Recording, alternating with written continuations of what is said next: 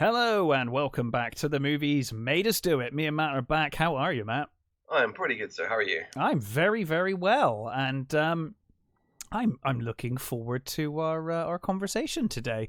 A film that I haven't watched for years and years and years. Yeah, same here. And you suggested last week Stripes, or we had two options, but I think I picked Stripes. Yes. Yeah. Basically, because of Ivan Reitman's death, I thought. Yeah, we've done Ghostbusters, which would have been the obvious one. Yes. And I mean, he did plenty of other films, but Stripes. I know we've talked about Stripes a few times because we both have fond memories of it, but neither of us had watched it for ages. So it's a good excuse. Yeah. To go back and revisit Stripes. When did you first see Stripes? I think it would have been a late night TV job. Same. Yeah. Absolutely. Pretty sure it's probably like a Channel 4 or sort of ITV late at night sort of thing. Yeah. It's an interesting movie. It's you can see the seeds of what will become all of these actors, and even Reitman is a director.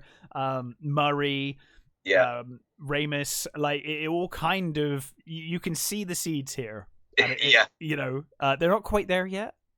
No. In a lot of cases. I mean, I guess John Candy's there. John Candy's like 100% there. He's good, right? Bill Murray's Bill Murray. I think Bill Murray has just always been a cocky shit. I'm not sure Bill Murray's ever actually sort of been anything else. Yeah, he's not changed much, has he? Really? No. But an interesting movie for sure. It's funny because you said you didn't find it as funny as you thought you would. No. And I have to agree. Say that. I thought I would have found it more funny than I did. I've got very fond memories of it, but rewatching it was kind of a lot more corny than I remember. And I think it's an age thing. I think maybe you appreciate it more when you're a teenager, for sure, than you do later. Because don't get me wrong, it's still really funny. I still had a blast watching it. I still had a really good time. There's still things that I quote from this movie, today. But yeah, there were sort of bits where it's like, wow, this actually flags a little it does, doesn't it? And I also, the copy I got was the extended cut. Did you watch the extended cut? Well, I don't know, because last week when we were going to do this review, I was like, oh, that's good actually, because Stripes is on Amazon at the moment, or on something. It was on Amazon or Netflix, one of the two. Yeah. And I was like, that's awesome, I can watch it on there.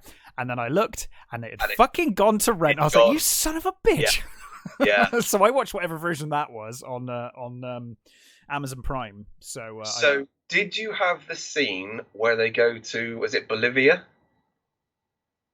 I don't think so. So there's a scene where the two of them go AWOL. They get on a plane with some special forces.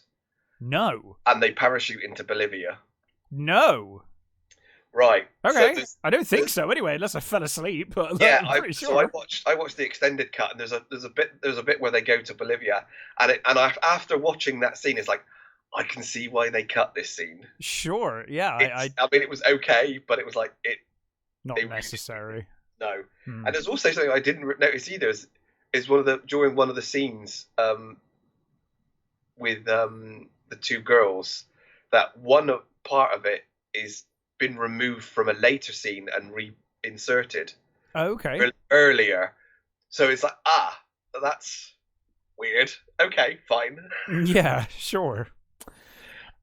Interesting. Well, I guess we'll go through it, and when we get to that bit, you can you can talk us through it if you want to. Yeah. So we're starting with Murray, right? Aren't we? Yeah. John Winger.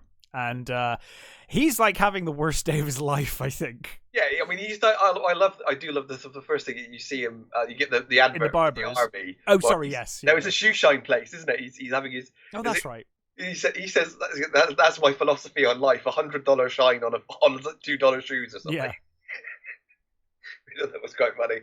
And then he gets to his taxi. He's got a ticket. And two kids get in. He's got a ticket first, hasn't he? He's got a ticket for the chuck, which he just chucks on the floor. You can tell he's done. He's done already today. And then these two little shits get in the car. Yeah. He drives them where they need to go. They do a runner immediately. He tries chasing them and then just gives up very quickly. I know, he tries chasing them, not even like half-heartedly. It's like... Well, we do learn very shortly his fitness levels are not great. So and then of course this like just I don't know, stuck up awful rich woman. Demanding rich woman gets in the car. She's got these heavy suitcases. She's really condescending to him. She's like, I don't want these bags damaged, or whatever. As he's loading them in, he knocks himself in the balls. That was actually real. He did. Oh, did he do that for real? Yeah, that was not planned. I do like knock himself in the balls. I do like when he's been chasing the kids and he gets back to the cab and he turns around and sees her. He's like, "Oh my god, I thought that was a dog." She's got the fur coat on. The fur coat, the fur hat on. Yeah. But yes, and I love this scene. So I love this scene. He's driving down across the bridge, isn't he? And she's just being awful, and then he starts acting like a complete jackass, and she's like, "Can you slow down?" And he's like, "Well, it's not the speed. I'm just more worried about the cough medicine that I was drinking this morning. I took a load of cough syrup this morning." And then I'm not really a taxi driver. I'm a photographer. I just like he starts taking photos of her, shots of you while we're driving. And then he starts panicking about dying, and he puts his arm in front of his eyes, and like he's just driving blind.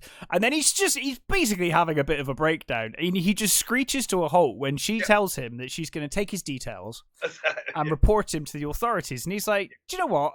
I'm done, and I don't want to take you anywhere." And he stops in the middle of the bridge, holds up traffic, and you can hear like an accident happen as well. I'm pretty sure it causes an accident.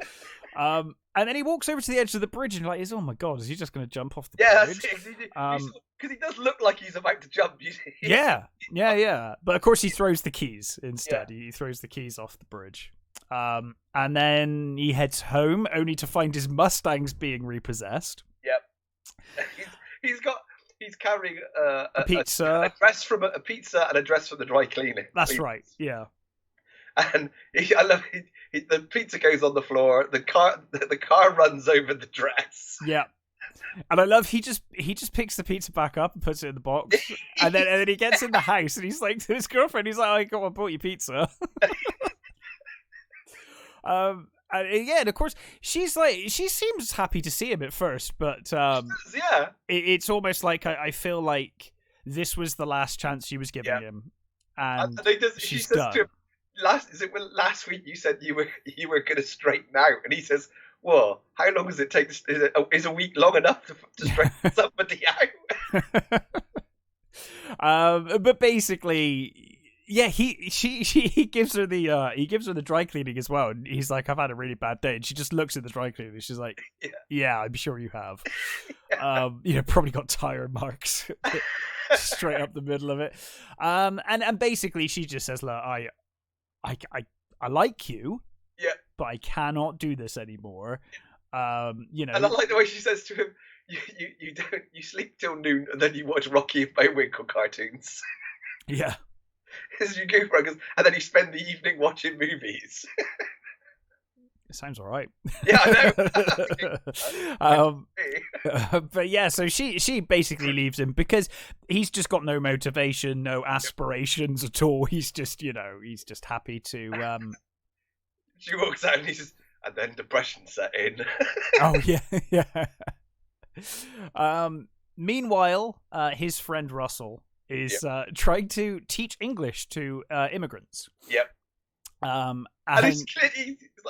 it's clearly his first lesson with them, and he's clearly doesn't have a fucking clue what he's doing either.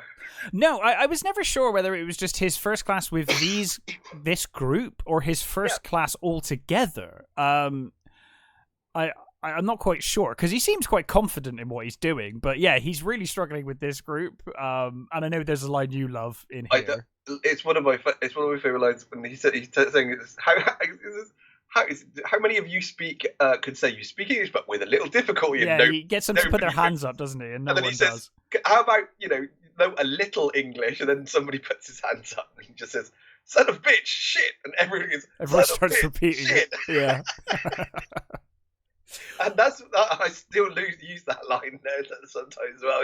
I think I still find it hilarious. And I like that Russell just, either he's been doing this a long time and he's seen so many of these classes that he's just done with it, or he's just started and he already gave up. But it basically descends into the point where he's just basically singing the Do Run with them at the end. He's teaching them to do run. Like, fine, and he's doing all of the English. He's doing all of the. They only do the Do Run. And basically he ends the class with that. And then he goes to Winger's apartment. And obviously Winger tells him that his girlfriend's left him. He's had a really bad day. I like he's losing his apartment as well, isn't he?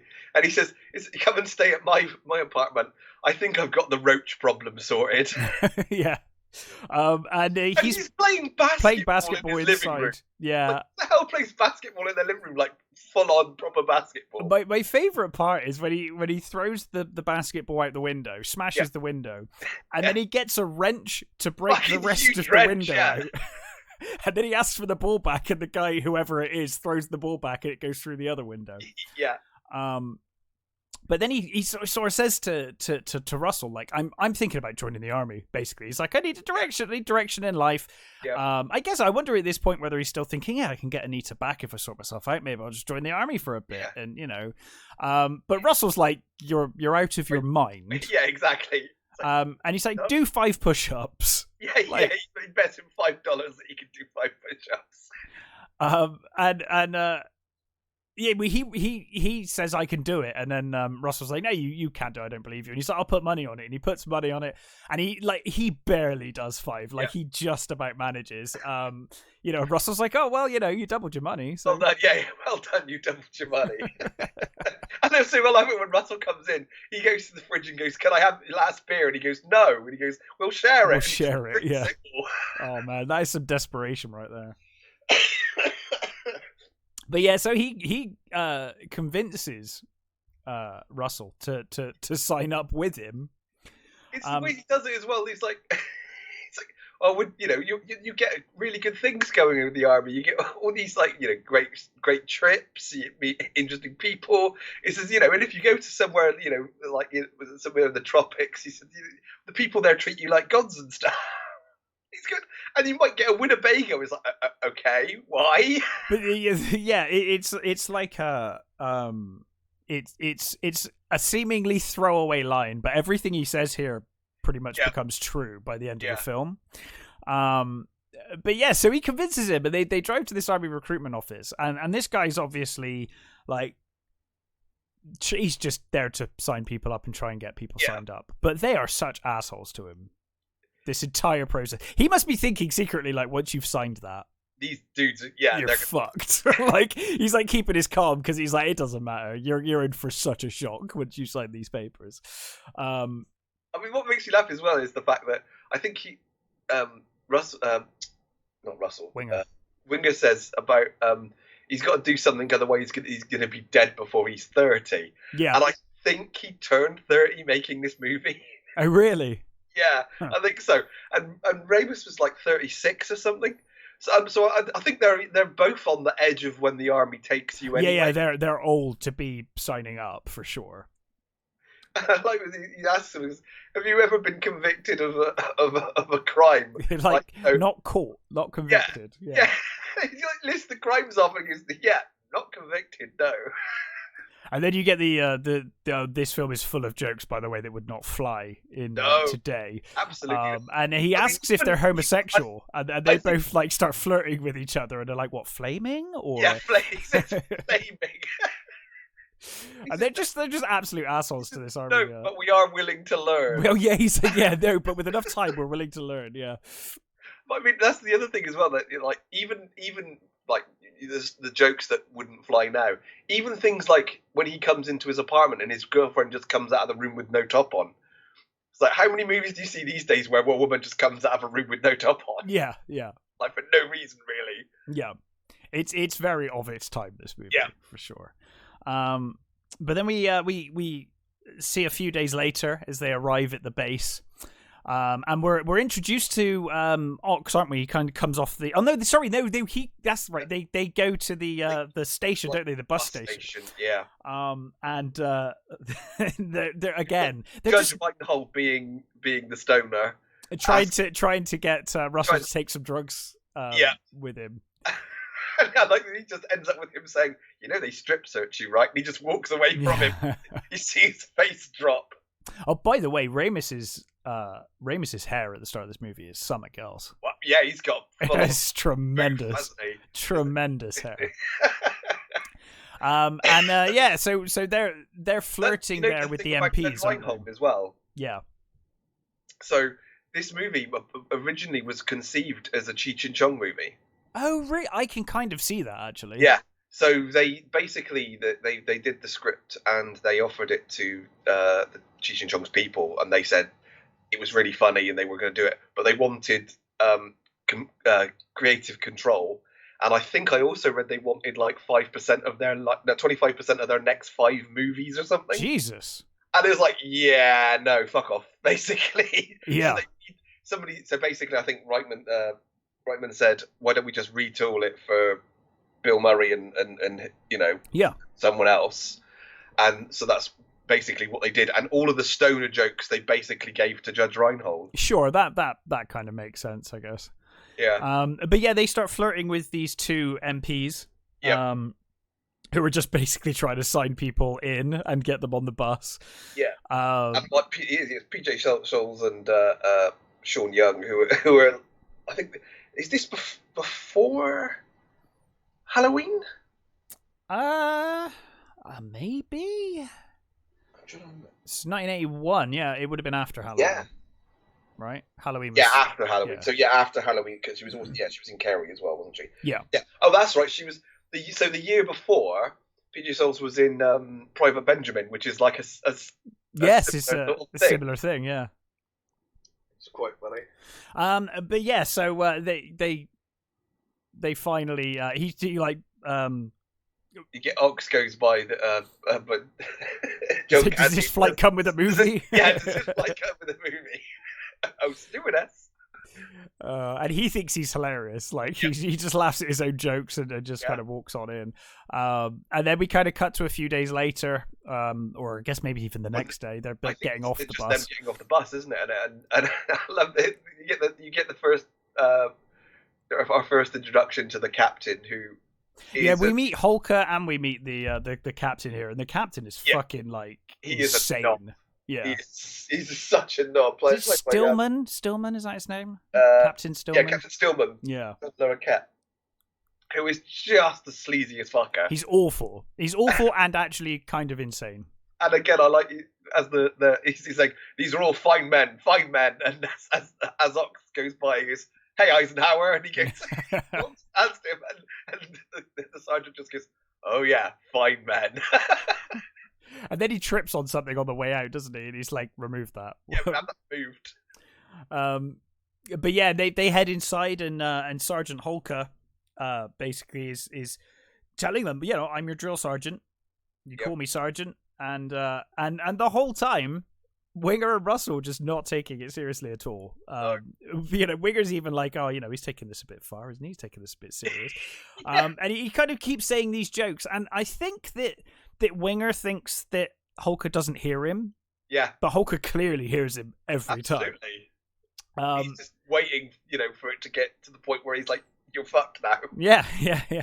And of course he makes an example of him and gives him 50 push-ups. Yeah, take him outside and give him 50 push-ups. And then, of course, they all get their heads shaved. Some more severe than others. Ox gets the shaft here. So those were actual... so first of all, the military completely was happy to help them with this movie, which even surprised them because they make... they make a mockery of the whole thing, yeah. Yeah.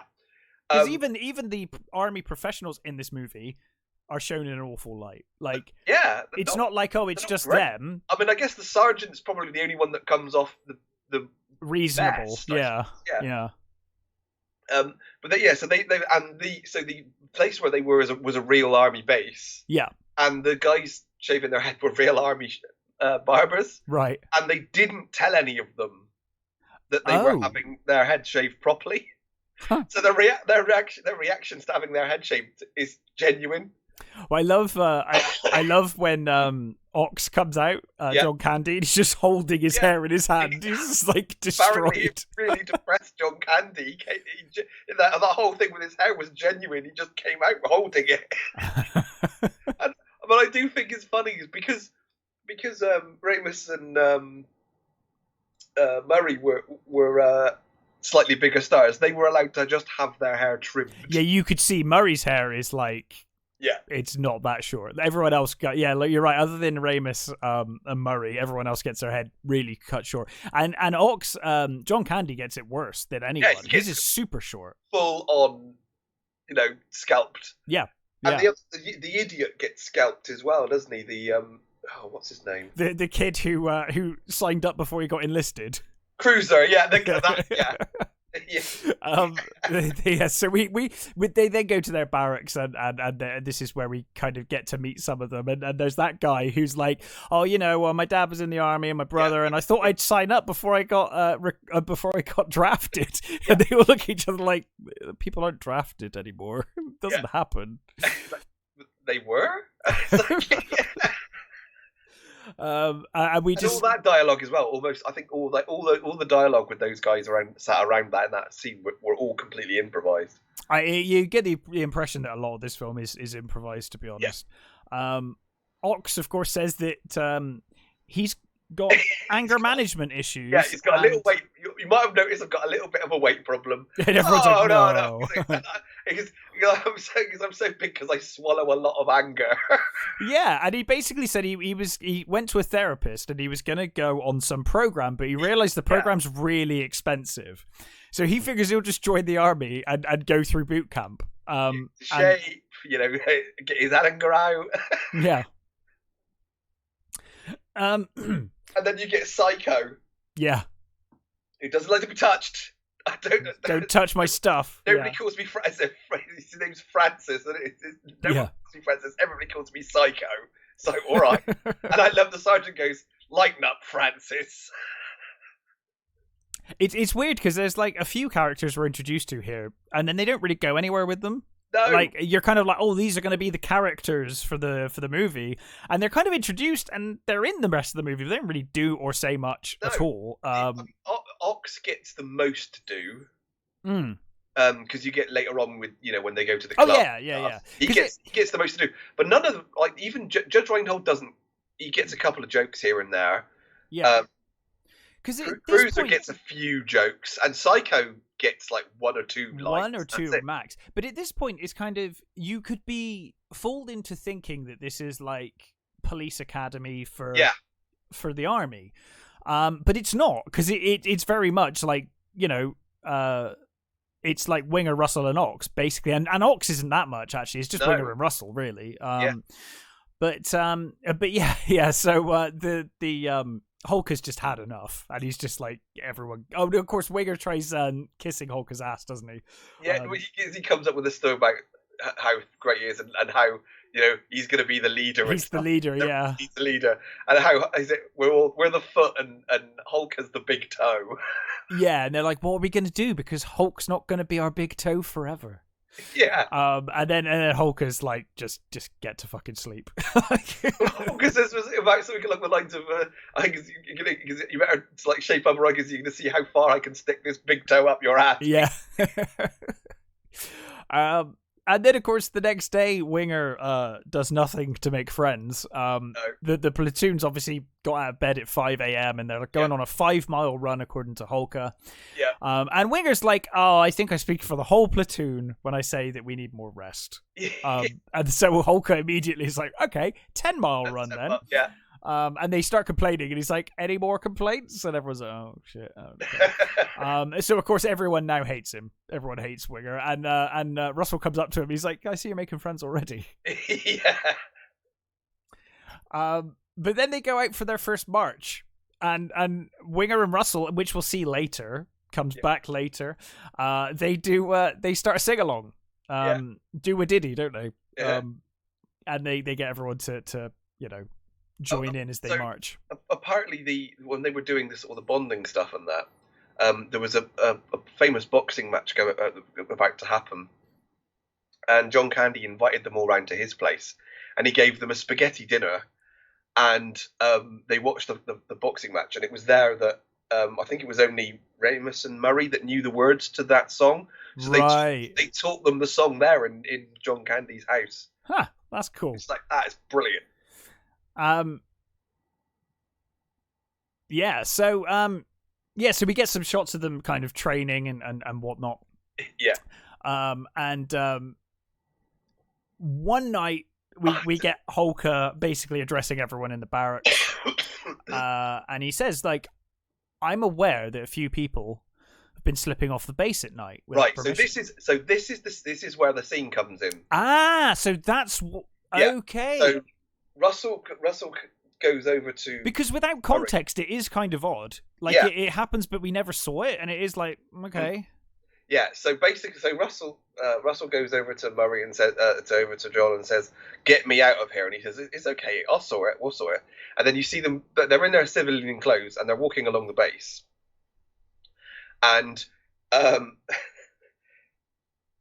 Russell's been given a load of tablets by Judge Reinhold's character, and he thinks I think they're like anxiety medication or something. I think he thinks they are, and they're not. They're microdots. Yeah. And he's like, "How many of those have you taken?" He's like, "Well, 1 when we were in the base, 2 when we were walking over here, 2 when we were doing something else." He's like, "Oh, great, because you're going to be tripping for the next 7 hours then." Yeah. And they just walk onto this plane that's just opened, and they just they just get on board. Yeah, they just get on board. They sit down, strap themselves in, and he's like, being all trippy. Mm. And then all these fucking special soldiers guys get in and sit down. Yeah. And they're like, who the hell are you? And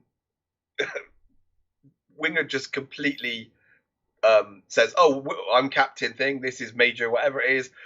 You don't need to know why we're here. We're just here." And it's like, hush, hush, and all that sort of thing. And this captain's looking at him. He's like, "This is clearly bullshit, but I don't want a chance that it's not bullshit." Yeah, I'm not going to take the risk. Basically, just like keep out of their way.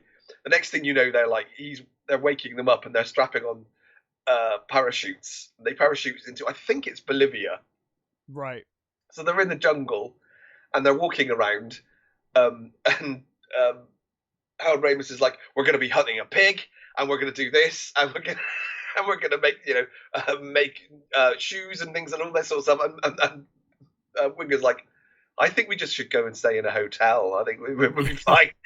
And they end up getting captured by sort of rebels, and they're taken off, and they're about to get shot. And Winger starts singing "Quando, Quando, Quando" at them, right? And they all start joining in, and they're all singing, and then they slip away and just get back on the plane again when they're getting picked up, and that's it.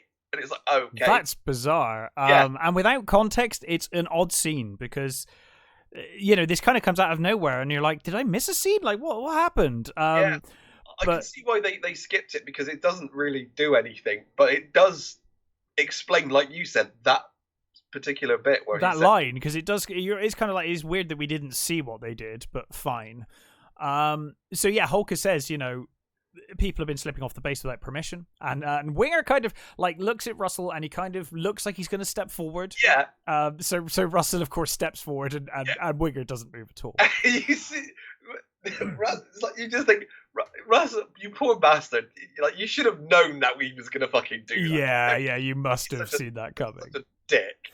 And I love the Hulk like completely goes, yeah, like, because since no one else is going to fucking admit to doing it. Everybody else is like, they're on, what is it, KP duty for the next 2 weeks or whatever it is. Yeah, something like that. So he's going to be punished with 24 hours garbage duty. Yeah. He basically knows that Winger was involved as well, clearly. Yeah. And he says, he asks Winger what he thinks of their punishment, the 2 weeks on KP. And Winger, of course, says that it sucks. So Holker tells him, hey, let's have a private conference, just you and me. Yeah. And they head to the toilet. And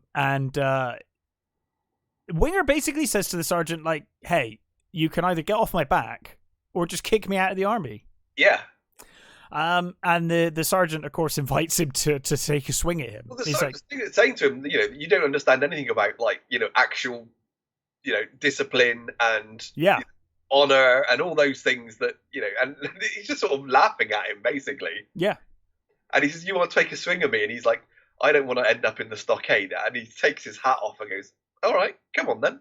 Yeah. And he takes a swing and just ducks and punches him right in the guts, which is brilliant. Yeah, and Winger tries not to sell it too much until Holker walks away. And then he kind of doubles over and obviously he's... I love that again, is the way he just walks calmly over to where he put his hat down, picks it up, on, and just walks off. and apparently the studio wanted to cut that scene. Oh, really?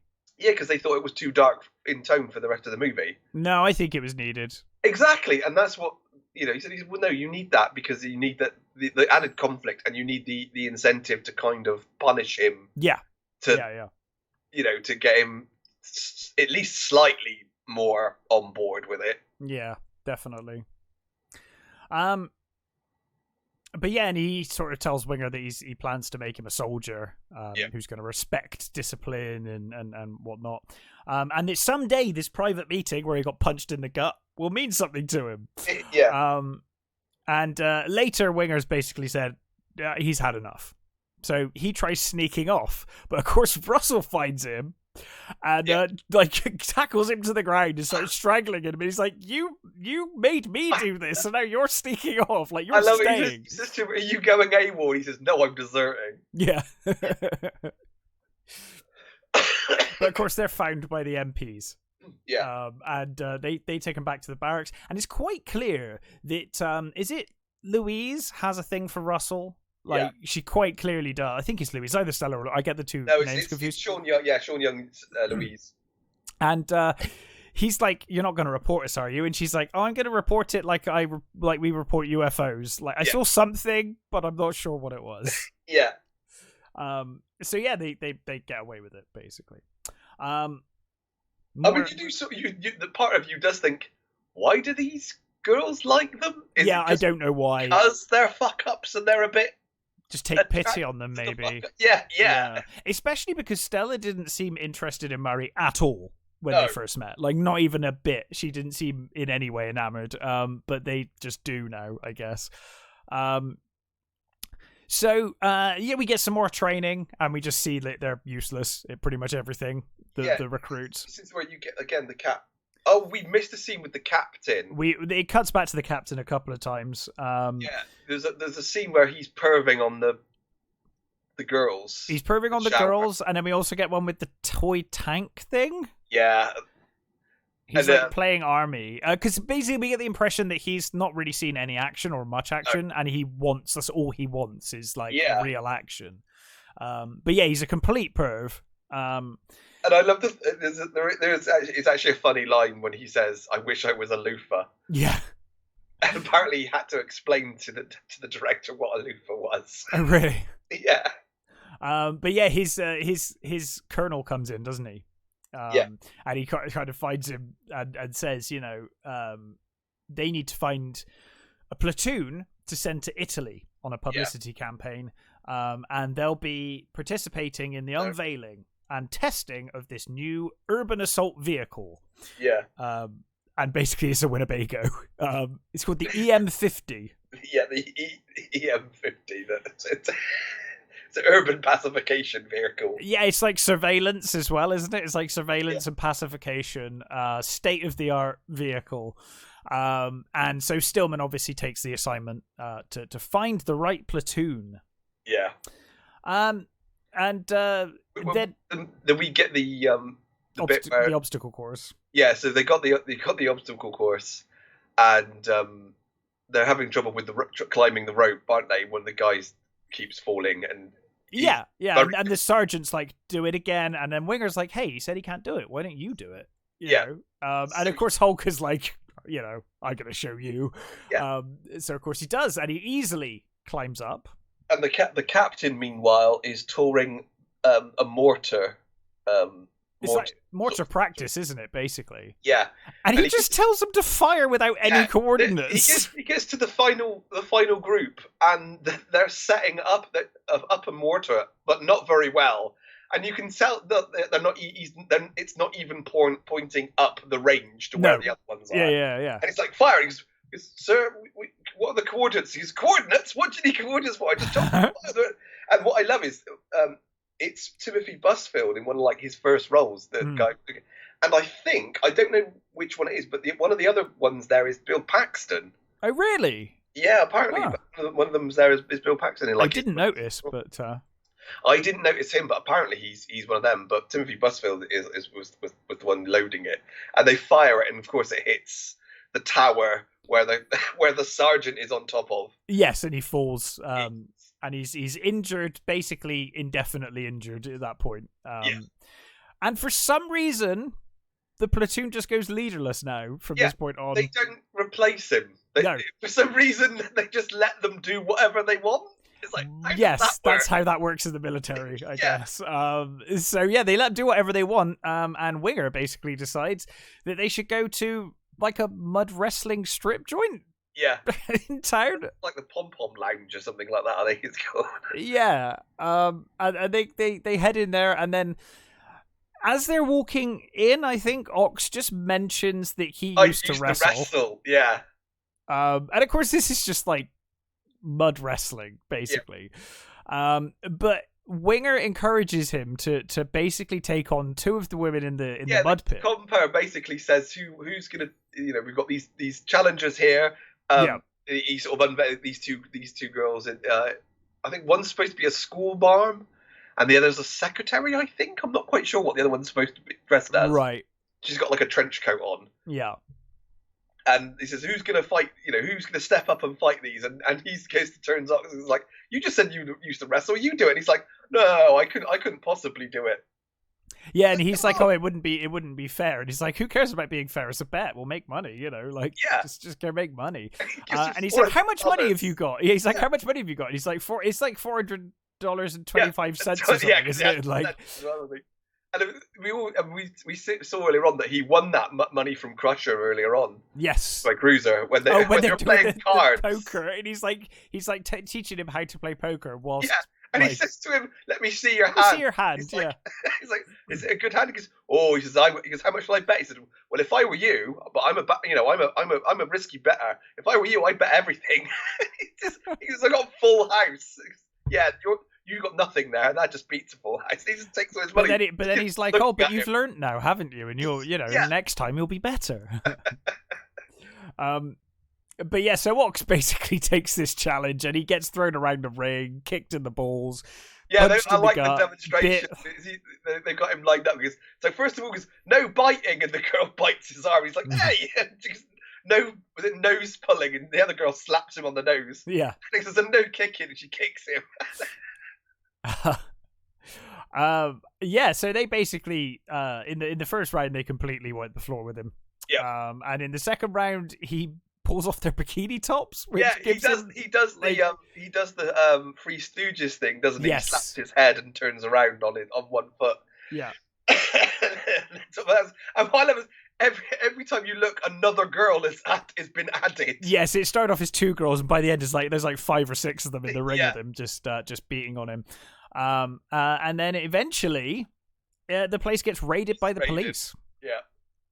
And basically everyone except for Winger and Russell are dragged off by the cops. They're getting dragged off by the MPs and Louise and Stella.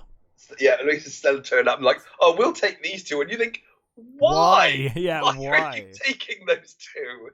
So and they take them off and they drop them off at the beginning because this is the second time we've done this. We're not going to do it again. Yeah. And he says to her, "Well, what are you going to do now?" And it's like, "Oh, we're just going to check on the colonel's house because he's away or something. Away for the week or so. Or no, he's been away." And it's like, "Oh, we can do that." And they just walk into the house. Yeah. And they end up spending the night and having sex. Yes. This is where you get another weird scene. So the scene where they climb out of the chest. Yep. That's actually from later when they're in the hotel in Italy. No, in Germany. In Germany, right. Yeah, which is really weird. It was cut from that scene and added to that one. That is because odd. the room isn't the room. Yeah, it's not the right. Yeah. It's the she's wearing the like leg warmers that she was wearing in the later scene, which is really weird. That is odd.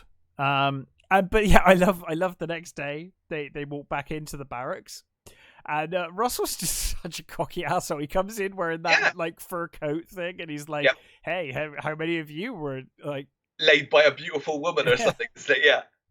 I think he says MP, doesn't he? Like beautiful. Oh yeah, MP. that's right. Like, Yeah, you did. Yeah. And it's like, of course, the others were all put before the captain. Yeah. Who basically told them that they're a bunch of useless fucks and that they're not going to graduate like tomorrow. Yeah, they're going to put them back and make them repeat the whole of basic training again, aren't they? Yeah. Instead, I love Ox tries to come up with a story about. Well, we were going to the bingo hall. Yeah, he's covered in mud at this point, and in his underwear. Yeah. We got pulled into this other place, and it's like, yeah, all right, mate. But yeah, so he they basically say, we're fucked. We're fucked. Yeah. We've been practicing all day, and we've got nothing. And like, well, that's fine. Because how many hours have we got left? Is like 3 or something, isn't it? Yeah. Before we have to get up. And they're like, okay, well, we'll just carry on. We'll just go back to the hangar and practice again. So and Russell tries. He tries doing rifle drills with them, and they all just start having a fight. It just all kind of gets out of control. I do like the line when he's trying to get them to them in rhythm, and he says to black guys help the white guys out. Yeah. And Ox for some reason takes that as an insult, and they end up having a fight. Yeah. So yeah, and then he kind of instills confidence back in them, and he gives that weird speech about Old Yeller and they're not Spartans, they're Americans, and Americans are mutts, like Old Yeller, and mutts. We were kicked out of every other country. And that was it. We won almost every war. Was it 10? No, 9 for 1 or something. But yeah, then they spend the rest of the night practicing the routine. Yeah. But end up sleeping in because obviously they've been up all night. Yeah, so exhausted. Graduation day starts, and they wake up, and one of them comes rushing in. He's like, he's like, what time's the ceremony start? It's like 2. It's like, what time is it now? 3. He's like, oh, it's all right, we've got a few hours. So like, no, we're late. We're an hour late already. And of course they run out to the parade. And they're like singing as they come. They're like an hour late. Everyone else is like in full dress uniform, fully, at attention. Yeah, and the general is like looking. He's pretty much unimpressed with the other guys, actually. Yeah, he's already unimpressed, and then these fucking assholes turn up. The captain's trying to get. It's like, where are they? Where are they? Because like, no one's seen them. They haven't. They checked the barracks. They're not in their barracks. Yeah.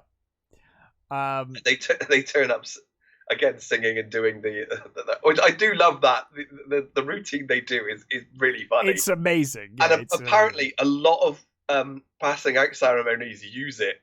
I'm not surprised. Even now, apparently, they still do that. Brilliant. And the general says to them, like, "Where's your what have you been doing, son?" He goes, "Army training, sir." And they're all, "Army training, sir." And he says, "Where's your sergeant?" And he's like, "Blown up, sir."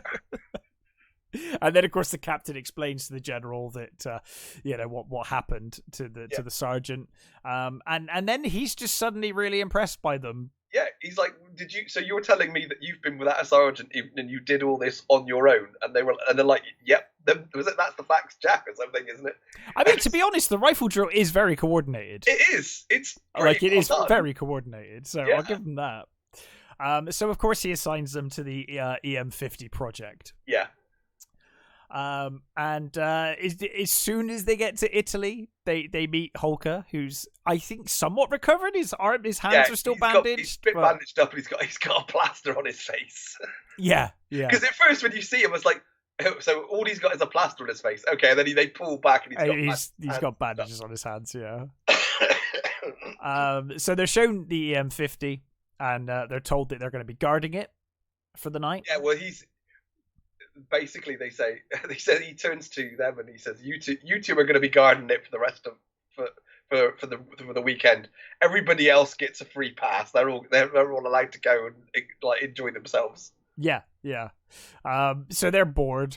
Russell and Winger. Russell was reading the instructions. Yeah, which will come in handy. Yeah, it really does. And Winger basically is just like, I'm bored. Let's take it out for a spin. The girls are in Germany. Why don't we take the thing for? It's like no, yes, no, yes, no, yes, no, yes. I'll drive. Okay. So they go to Germany to meet up with Stella and Louise, and of course the captain Stillman comes back with the date. Yeah. And because he wants to show him the car, obviously. Yeah. He's like, "Hey, come and see my Winnebago," and is horrified that it's gone missing. Basically he gathers the rest of Winger's platoon, to go and find it. But this is an unsanctioned mission. Yeah. So they're not authorized to do anything, and he's basically just doing this, off his own back. But yeah, they travel to Germany. They end up in Czechoslovakia. Yes, yeah, they do, yeah. So he gives them the wrong orders, doesn't he? Stillman gives them the wrong road, and they drive straight through to Czechoslovakia and get caught at the checkpoint. And I do love the sergeant's like, "Fuck this shit." The sergeant like skips at the back. Yeah. And it disappears.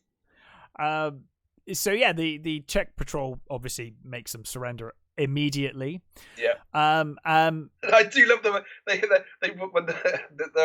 They're surrounding the truck and they pull back the tarp, and all the guys are there with their guns pointing at them, and Ox just goes, "Sure, here you go. You can have this." It's like, guys, let's hand them over, sort of thing. But yeah, and then meanwhile, Winger and Russell are with Louise and Stella in a hotel, which I guess is like you said, where that scene that was cut or moved about comes from. Round, yeah. And they've had a lovely night. But they leave the hotel and get in the. It's so weird, isn't it? Because you can. One thing you can definitely tell is PJ Scholes is having an absolute blast with Murray. Yes. She's literally hanging on his every word, and she's completely like, going with whatever he says. And I think Ramis and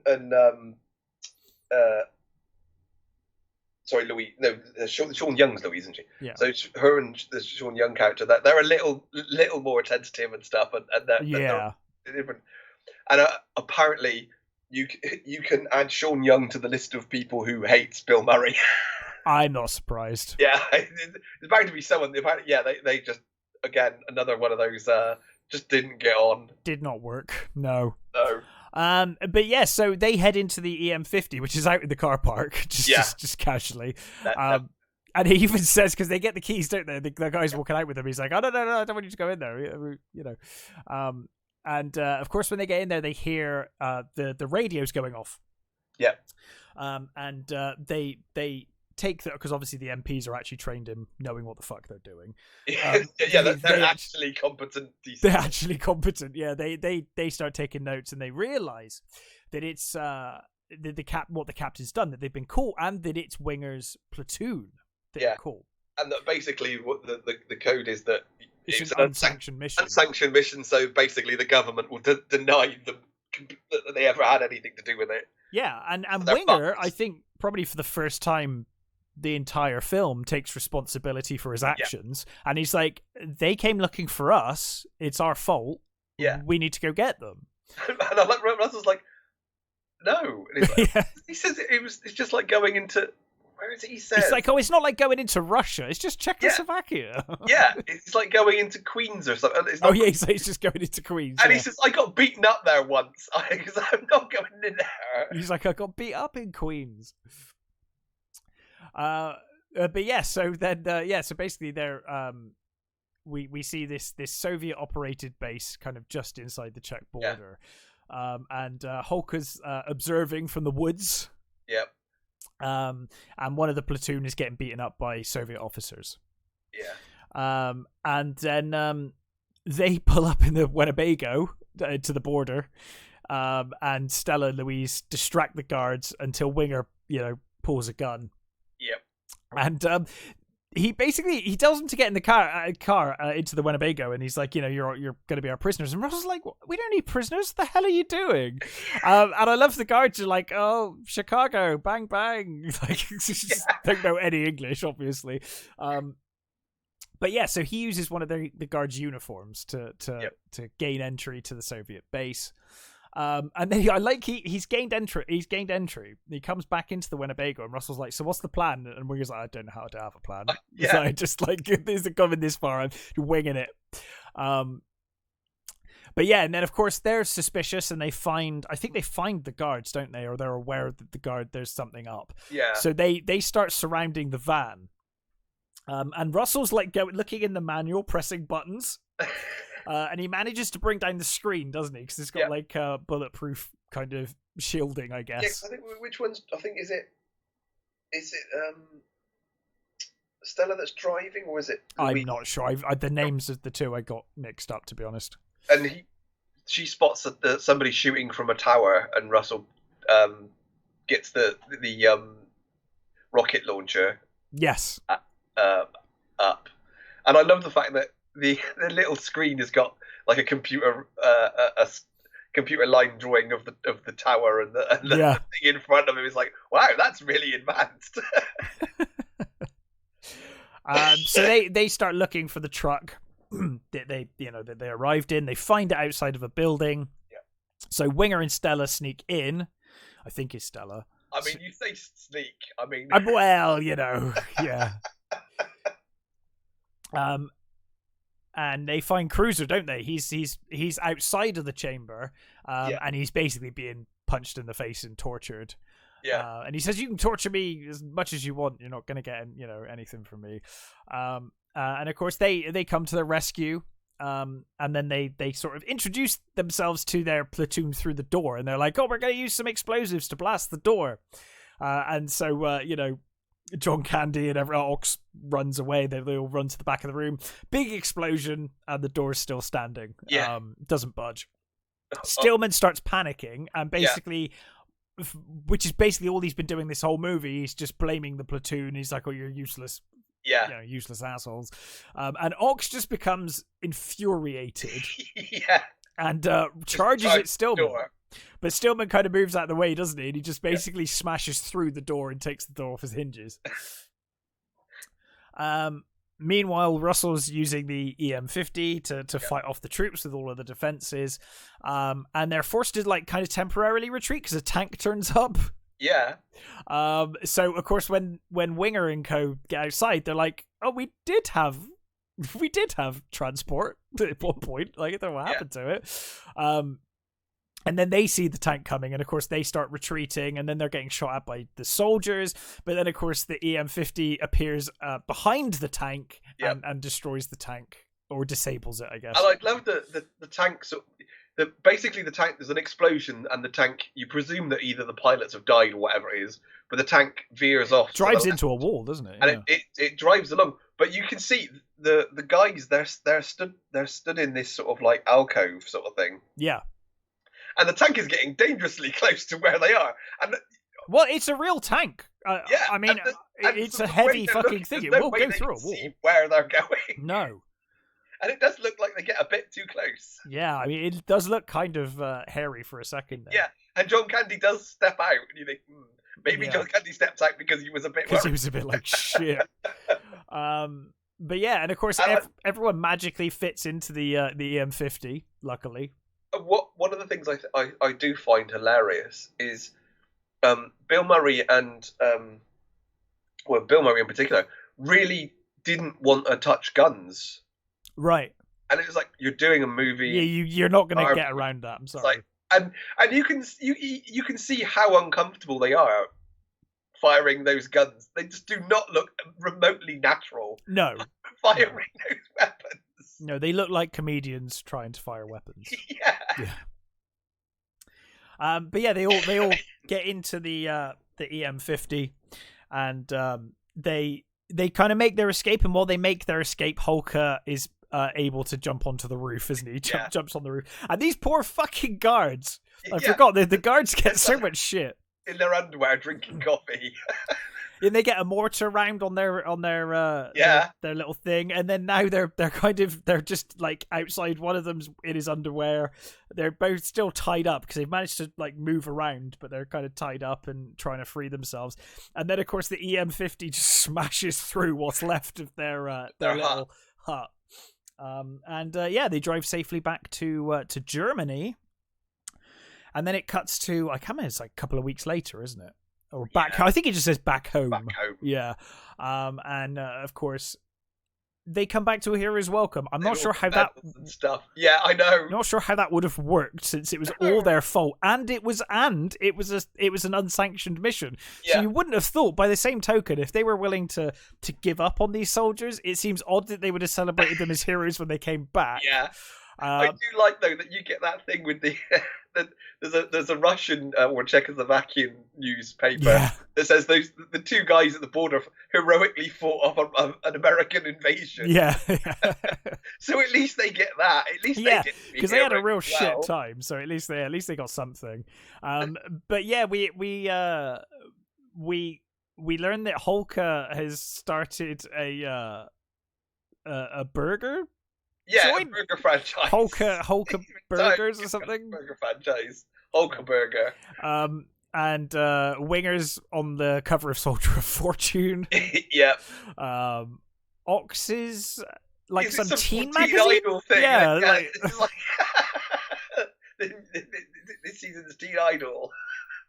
And was it Stella's on the cover of Playboy? I think it is, isn't it? Yeah, something like that. Yeah. And I can't remember what Russell's on, actually. Russell does, he appears on something. I can't remember what it is. Yeah, I can't remember what the Russell one is. But Louise is on another army magazine where she's listing her favourite tanks. Yeah.